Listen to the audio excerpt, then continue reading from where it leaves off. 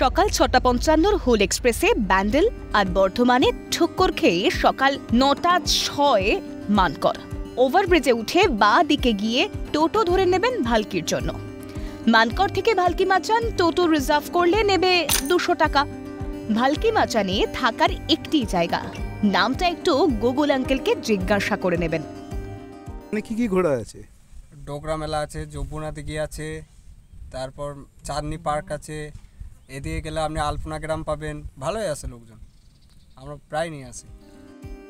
একটি মোটামুটি থাকার জায়গা, জঙ্গলের মধ্যে ৫ তারার খোঁজ করাও মূর্খামি।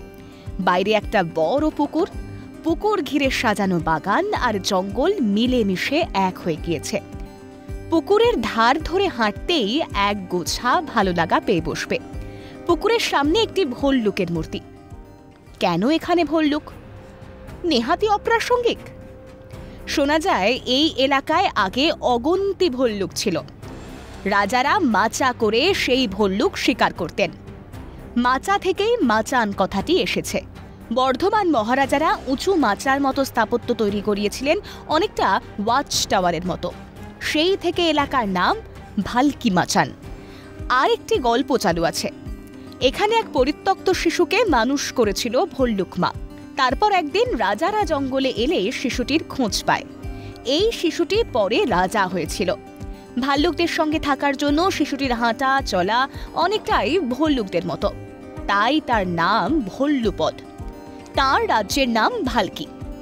হাজারো গল্প, হাজারো ইতিহাস, যার কতকটা সত্য, কতকটা আবার রং চড়ানো। ভালকির জঙ্গলে মাচানের ৫টি স্তম্ভের মাঝখানে স্বল্প পরিসরে লোহার জালে ঢাকা একটি কুয়োর মতো দেখা যায়। অনেকের মতে এটি নাকি সুড়ঙ্গ পথ। স্তম্ভের আশপাশে কোনো সিঁড়ি দেখতে পাওয়া যায় না। এই পথ নাকি এককালে বিপ্লবীরা ব্যবহার করতেন। চারিপাশে জঙ্গল আর জঙ্গল, কানে তালা লাগিয়ে দেবে পাখির ডাক। বসন্তের সকালে জঙ্গলে হালকা ঠান্ডা। পিচ রাস্তা থেকে নেমে পড়বেন জঙ্গলে। মাচানের ঠিক পিছনে বন্দুকের রেঞ্জের মতো নুনচাটি। ক্যামেরার লেন্সে এক অদ্ভুত অনুভূতি। চোখের পাতায় সবুজ কাজল এঁকে দেবে প্রকৃতি।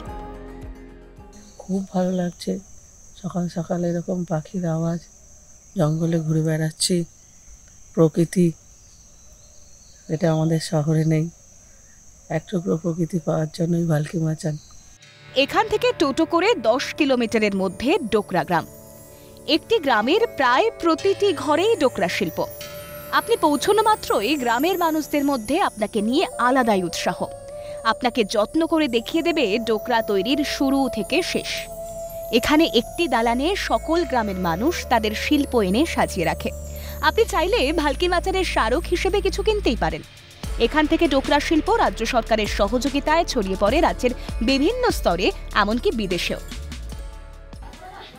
গলিয়ে তাকে টাচু করা হয়।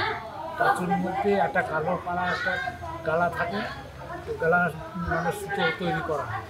১ সুতো ২ সুতো করে তৈরি করে ওই টাচুটার মধ্যে ডিজাইন দেওয়া হয়।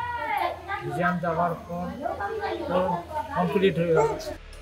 ফেরার পথে দেখে নিতে পারেন যমুনা দিঘি। ভালকির জঙ্গলে সূর্য ওঠে, জঙ্গলেই অস্ত যায়।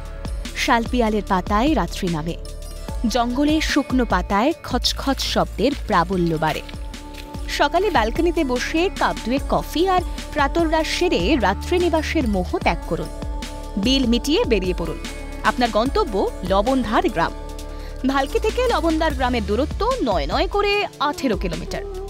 রাস্তার বেশ কিছুটা গভীর জঙ্গল, তারপরে দুপাশে শুধুই ক্ষেত। সবুজ ধান বসন্তের হাওয়ায় তীর করে কাঁপছে। দূরে কোনো এক গাছে শয়ে শয়ে বক কিসের মিটিং করছে কে জানে। রাস্তার দুপাশে কিছু আলুর ক্ষেত।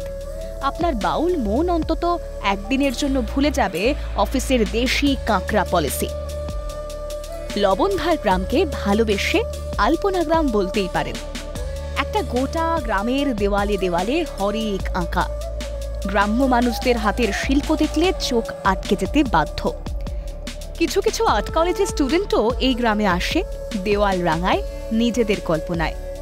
সব মিলিয়ে আলপনা গ্রাম হয়ে উঠেছে একটি বিশাল ক্যানভাস। এখান থেকে মানকর স্টেশন ১২-১৩ কিলোমিটারের মতো। দুপুর ৩:১৫ হুল এক্সপ্রেস হাওড়া পৌঁছবে 6টা নাগাদ। Calcutta television network.